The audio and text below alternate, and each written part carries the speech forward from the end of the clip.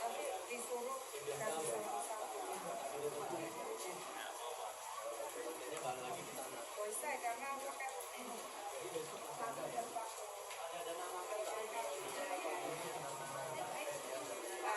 Enggak, nanti tunggu dia udah makan baru kasih. Beda ya, mereka bawa barang itu nggak ada mereka bawa orang aja, mereka nggak bawa semua barang mereka, termasuk tas mereka. Jadi mereka dapat jawaban itu begitu.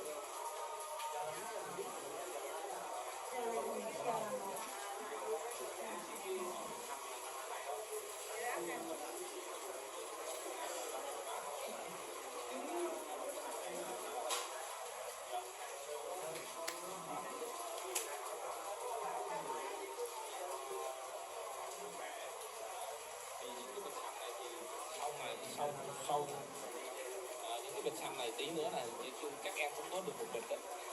Tất cả những anh chị tình nguyện viên hay là những người YouTuber đang theo thời cũng sẽ có được một cái bịch xăng như thế này. Đấy.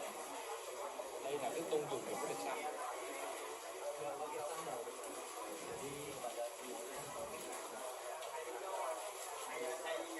Đúng rồi, cả xóm ăn không hết. Bởi vì vậy đã nuôi rất là nhiều tình nguyện viên, những người YouTuber người Việt Nam sang đấy, YouTuber người Việt Nam sang đấy, họ không mất tiền ăn, đây là nhờ những cái túi xăng này đó.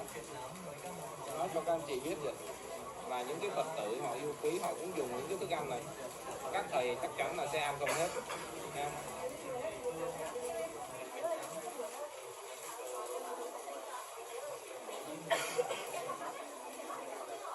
Chắc chắn những cái vật phẩm này, những cái thực phẩm này các thầy sẽ ăn không hết, nhưng mà sao ạ?